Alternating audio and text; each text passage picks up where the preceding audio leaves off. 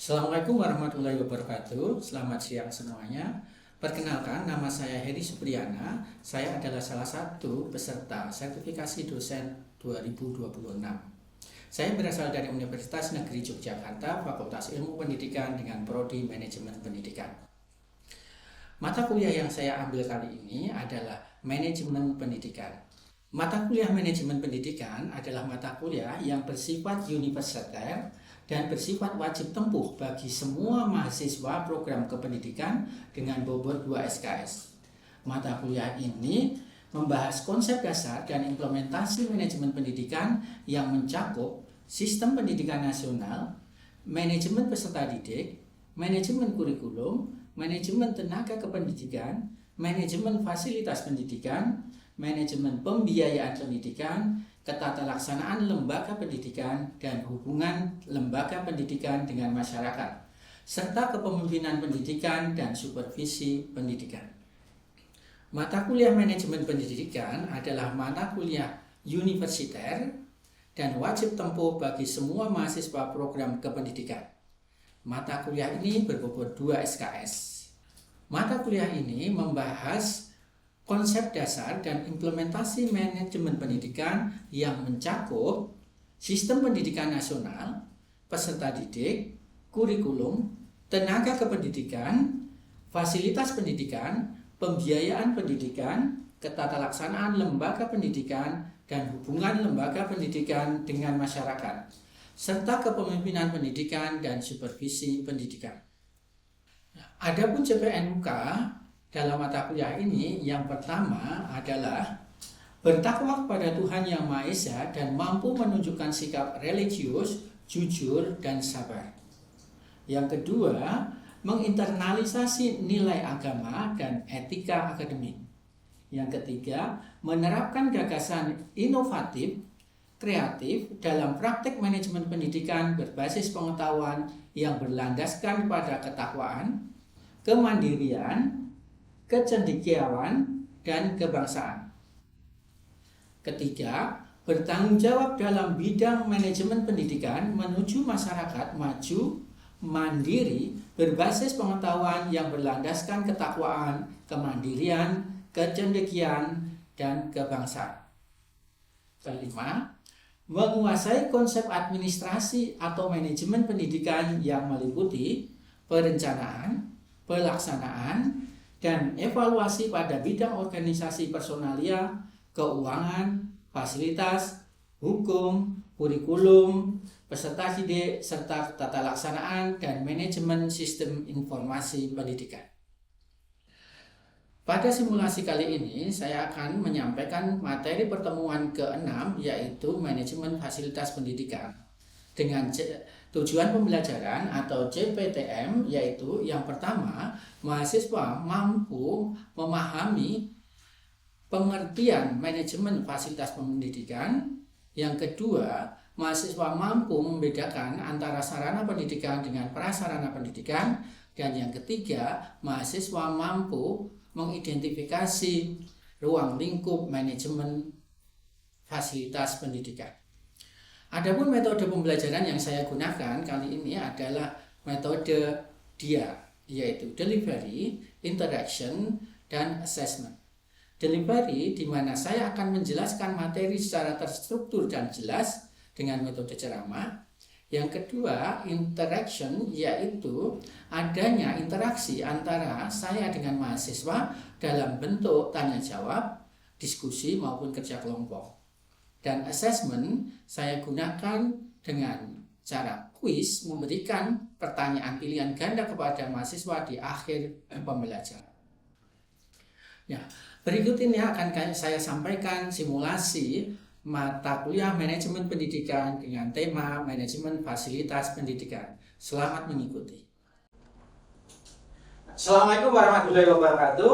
Waalaikumsalam warahmatullahi wabarakatuh. Ya, selamat siang semuanya.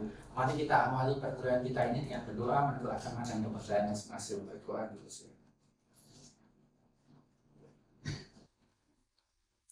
Selesai, terima kasih. Apa kabar hari ini semuanya? Alhamdulillah. Baik ya. Saya senang semuanya sudah lengkap, tidak ada yang terlambat. Oke, kita presensi dulu. Buka semuanya, disiapkan. Klik ya. Oke, juga foldernya GCL. Opennya GCL. Cukup? Oke, terima kasih. Nah, kita akan melanjutkan materi kita di mata kuliah manajemen pendidikan dengan kode MTK 6203 ya. Nah, mata kuliah ini sudah kita lakukan selama 5 kali pertemuan. Minggu kemarin kita membahas tentang manajemen personalia guru dan TK. Sekarang ini pertemuan ke-6 ya. Kita akan membahas manajemen fasilitas pendidikan. Masih ingat ya semuanya ya? Oke. Nah, tujuan pembelajaran kita hari ini ya, yang pertama itu saudara nanti bisa menjelaskan konsep dasar manajemen fasilitas. Yang kedua itu saudara diharapkan bisa membedakan apa itu sarana dan apa itu prasarana. Sudah, terutama dalam pendidikan. Yang ketiga, yang terakhir, saudara diharapkan mampu mengidentifikasi ruang lingkup manajemen pendidikan. Ada 3 tujuan ya, kita. Oke, kita lanjutkan materi kita hari ini di materi inti. Tapi sebelum membahas materi inti, kita perhatikan fenomena nyata di sekolah seperti apa keadaan. Ya, sama-sama kita lihat tayangan video. Nah,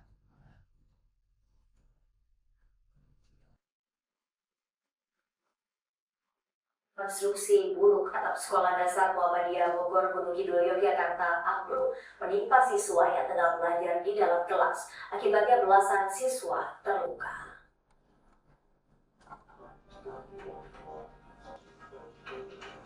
Atap bangunan SD Muhammadiyah Bogor di Gunung Kidul Yogyakarta ini ambruk menimpa siswa yang tengah belajar. Sejumlah siswa menjadi korban. Total 3 ruangan dengan luka tewas dan atapnya mengalami ambruk. Kejadian berawal saat para siswa sedang menjalankan proses belajar mengajar seperti biasa. Sekitar pukul 7.30 pagi tadi, tiba-tiba atap ruangan ambruk. Guru dan petugas sekolah langsung mengevakuasi para korban. Polisi masih menyelidiki penyebab kejadian ini. Kelas yang udah. oke, sudah ya, kita sudah melihat tayangan video ini. Siapa mau memberikan komentar? Yuk. Saya Oh, banyak. Oh ya, banyak sih. Jadi komentar saya terkait video ini, dengan manajemen sekolah yang benar, tidak hanya nilai akademis yang bagus atau kurikulumnya bagus, tetapi juga memastikan bahwa sarana dan prasarana itu aman digunakan. Agar aman, penting untuk memastikan, mengkontrol, dan melakukan perawatan secara rutin dan konsisten. Oke, amannya sarana pendidikan itu perlu perhatikan ya. Jadi tidak hanya ke akademis. Tuh ya, kata kunci. Siapa lagi? Saya Bapak. Mbak Anggreni silakan. Baik Bapak, mungkin sebelumnya sangat memprihatinkan ya Pak apabila dilihat dari kejadiannya. Tapi mungkin komentar saya, apakah pihak dari Dinas Pendidikan di Kabupaten Gunung Kidul itu tidak melakukan monitoring fasilitas secara rutin ya Bapak, sehingga hal itu terjadi. Itu juga merupakan tanggung jawab dari Dinas Pendidikan sendiri apabila ada fasilitas yang sampai kecolongan tidak terawat dengan baik. Gitu. Mungkin kurangnya koordinasi itu menjadi kurangnya jembatan untuk saling menghubungi. Ya, terima kasih. Oke, tadi setelah saudara mengetahui pentingnya perawatan, memonitoring, ya itu terhadap fasilitas pendidikan supaya tidak terjadi insiden seperti tadi. Nah, kita akan tahu apa tuh sebenarnya manajemen ketika dikatakan perlunya pengelolaan atau manajemen ya terhadap fasilitas. Sekarang apa toh yang dimaksud dengan manajemen fasilitas itu gitu loh ya.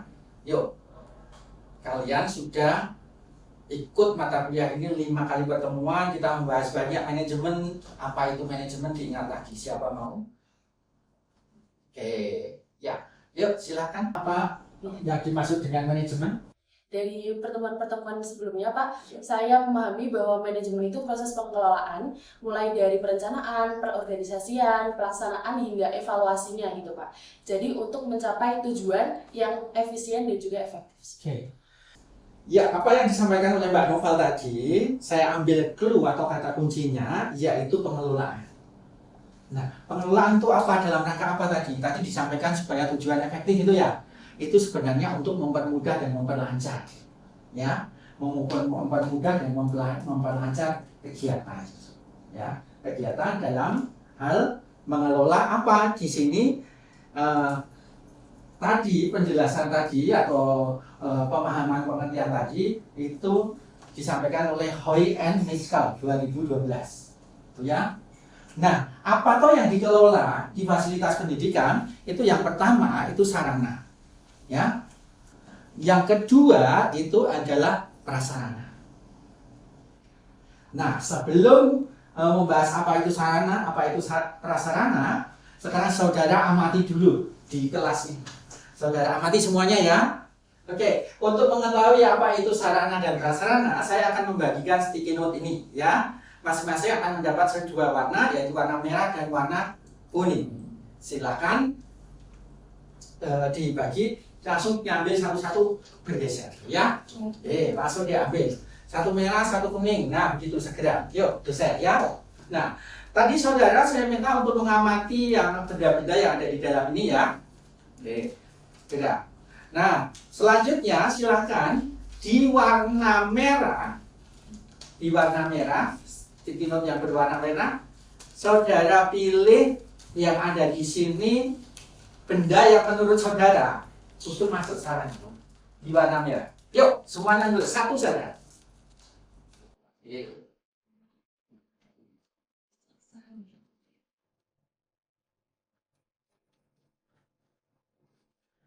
Sudah, selanjutnya satu benda yang ditulis di sticky note yang berwarna kuning itu yang termasuk prasarana. Sudah selesai? Sudah, silakan yang kelompok ini berdiri dulu. Yang berwarna merah ditempel di sini, yang berwarna kuning ditempel di sini. Silakan berdiri. Yang kelompok ini segera. Yuk.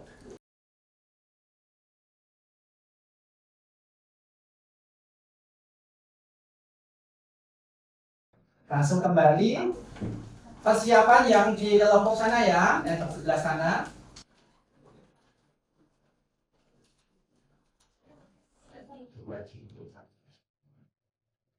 Ya, oke, tidak apa-apa, langsung dipegang.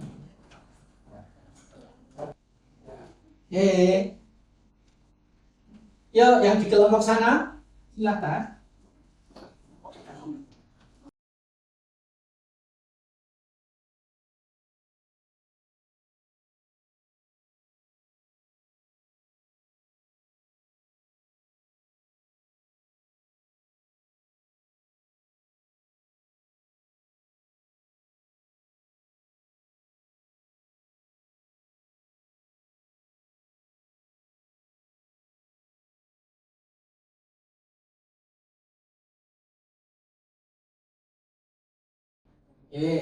Cukup. Kembali ke tempat.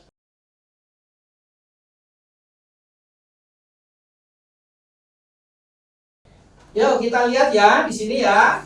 Yang berwarna merah dulu, sarana. Ini ada yang menulis AC, proyektor, kemudian ada yang menulis papan tulis, ada yang menulis papan tulis, proyektor, AC. Tuh. Oke. Oke ya. AC proyektor ini ya. AC, papan tulis, ini papan tulis ya. Kemudian yang kuning termasuk prasarana. Oh, gedung. Kursi, meja, ruang kelas, gedung atau kelas, ruang kelas, gedung. Nah, kalau dilihat ini, di sini ada gedung sebagian besar, tapi ada yang menulis kursi, meja, dan juga meja. Yuk, siapa mau mengomentari ini? Yang meja dengan kursi tadi termasuk prasarana atau bukan. Ya, dan seterusnya. Kita akan lihat jawaban saudara ini betul atau tidak, ya. Yang ini tadi mayoritas papan tulis dan proyektor, ya, sama AC. Yang di sini, Kursi meja. oh ada yang tulis dosen di sini. Maaf, loh ada yang tulis dosen. Jadi di sini selain proyektor, AC, papan tulis, kemudian dosen. Yang di sini gedung, ruang kelas, kemudian meja kursi. Sudah itu ya, kita kunci jawaban itu. Yuk kita lihat. Sebenarnya apa toh yang dimaksud dengan yang termasuk di dalam sarana? Kita lihat. Di sini dicontohkan. Sarana itu meja, kursi, laptop. Yang prasarana itu ada ruang kelas, perpustakaan, ruang laboratorium. Yuk, saudara cermati. Bila melihat kedua contoh ini, apa itu sarana, apa itu prasarana? Oke, kita lihat ya. Di sini sudah ada contohnya. Masuk sarana itu apa? Meja, kursi, laptop. Prasarana itu ada ruang kelas, ruang perpustakaan, ruang laboratorium. Kalau begitu, apa itu sarana, apa itu prasarana? Yuk, siapa? Oh, Mbak Pia. Yuk. Izin kalau menjelaskan mungkin tadi tentang sarana dan prasarana. Mungkin kalau yang sarana itu lebih bisa dipindah-pindah gitu. Dan kalau sarana itu mungkin bersifatnya tetap seperti gedung itu kan nggak bisa pindah-pindah. Terus tadi sarana itu bisa dipindah-pindah kayak meja dan kursi seperti itu. Oke, ya. Tadi ini kata kuncinya yang disampaikan oleh Mbak Pia. Oh, sarana ini bisa dipindah-pindah. Ada meja, kursi, laptop bisa dipindah-pindah. Yang prasarana ini tetap tidak bisa dipindah. Ruang kelas, ruang laboratorium, ruang perpus, gitu ya. Yuk, kita lihat di sini. Ini sarana versus prasarana. Kita lihat.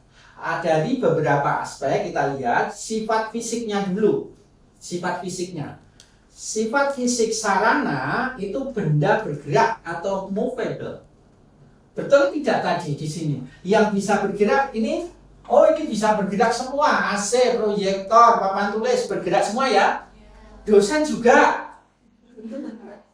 Tapi dosen apakah fasilitas? Sudah kita bahas di pertemuan kelima kemarin di manajemen SDM, guru dan teknik. Kalau di sini berarti dosen termasuk ya manajemen fasilitas, bukan manajemen fasilitas tapi manajemen umum itu.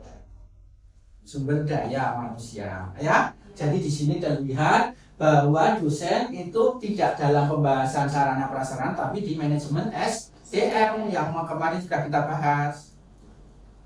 Berikutnya ini kalau yang prasaranya itu benda tetap ya, immovable. Dari sisi fungsi pembelajaran ini dilihat. Yang sarana terlibat langsung dalam proses belajar mengajar. Terlibat langsung. Ya, tuh. Meja, kursi kan langsung digunakan toh? Ya. Oke. Yang prasarana itu menunjang PBM secara tidak langsung atau fondasi spesial. Fondasi, ya. Contoh ada meja, ada kursi, tapi kalau nggak ada gedungnya bagaimana? Mau berpanas-panas di luar, kan jadi tidak efektif, ya. Pendidikan tidak berjalan dengan efektif. Kemudian ini contoh-contoh sudah diberikan. Yang di sini contoh sarana itu buku paket siswa, LCD, proyektor, seperti yang tertulis di sana tadi di sini. Ya, laptop guru bukan gurunya tapi laptopnya ya. Kalau gurunya masuk manajemen SDM. Kemudian alat peraga dan seterusnya. Yang prasarana gedung, sekolah, perpustakaan, halaman, lapangan, upacara dan seterusnya. Ini termasuk fondasi spesial, ya. Itu. Sudah bisa membedakan antara sarana dan prasarana? Oke, berikutnya barangnya atau fasilitasnya jangan lupa dilakukan inventarisasi, yaitu mencatat barang itu, berapa jumlahnya, kondisinya, bagaimana itu dicatat. Setelah dicatat, barang jangan hanya ditaruh saja, tapi langsung bisa dimanfaatkan. Di sini pemanfaatan. memastikan keterpakaiannya tinggi dan keterampilan guru dalam mengoperasikan fasilitas. Oh, komputer datang, jangan hanya ditaruh di lab kemudian tidak digunakan. Itu harus kepala sekolah harus memperhatikan itu ya. Pemanfaatan yang tinggi itu akan bagus. Jangan lupa ketika dimanfaatkan, jangan lupa dipelihara dengan baik. Ruangan disapu, kemudian dilihat sawan-sawan apa yang tidak bagus, kotoran di atas itu. Jangan sampai rusak karena tidak dipakai, ya. Jangan sampai rusak, ya, karena tidak dipakai. Kalau dipakai rusak tidak apa-apa, ya, nanti diperbaiki. Begitu. Jangan sampai fatal tidak dipelihara seperti tadi peristiwa ambruk tadi, sangat tidak bagus. Ya. Rusak tidak apa-apa, diperbaiki, masih bisa diperbaiki. Seandainya sudah tidak bisa diperbaiki, maka dilakukan namanya penghapusan barang, yaitu menyingkirkan aset yang tak layak atau berbahaya sesuai dengan prosedur. Itu ya, itu ruang lingkup, mulai dari perencanaan sampai penghapusan barang. Ya, tadi kita sudah membahas tentang ruang lingkup manajemen fasilitas, ya.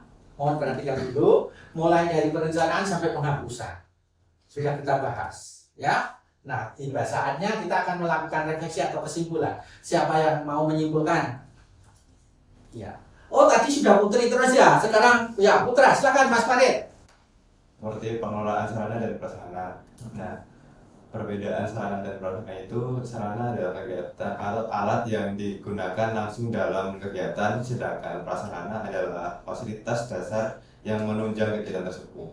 Ruang lingkupnya meliputi perencanaan, pengadaan, penyimpanan, inventarisasi, penyaluran, pemeliharaan, dan penghapusan. Oke, ya cukup Mas Farid. Tepuk tangan untuk Mas Farid.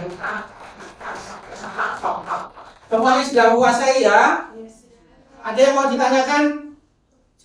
Cukup. Oke, kalau cukup siapkan semuanya HP-nya karena kita akan quiz ya. Coba saya ingin mengetahui seberapa jauh pemahaman saudara dengan tentang materi kita hari ini ya. Semua disiapkan.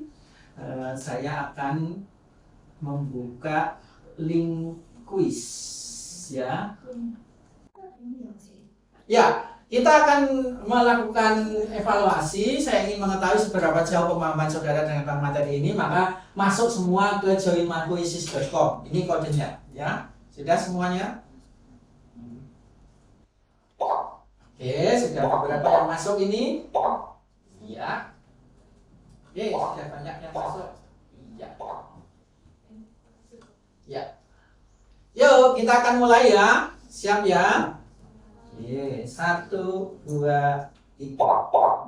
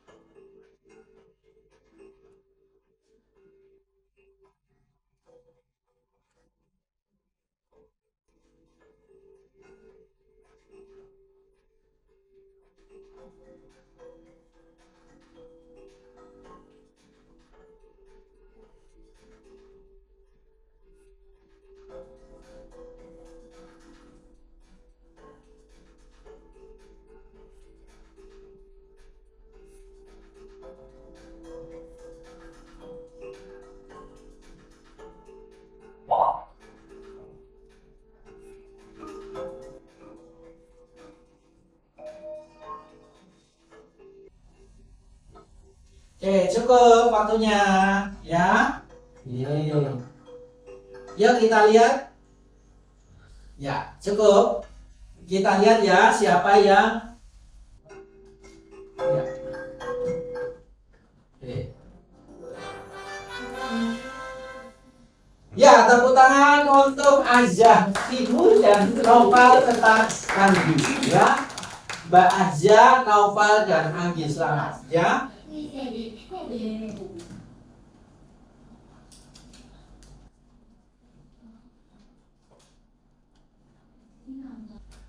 Ya, itu tadi saudara sudah melakukan evaluasi. Terima kasih banyak. Saya akan cek jawaban saudara, hasilnya minggu depan ya. Terima kasih banyak. Mari kita akhiri perkuliahan kita hari ini dengan berdoa menurut agama dan kepercayaan masing-masing. Berdoa.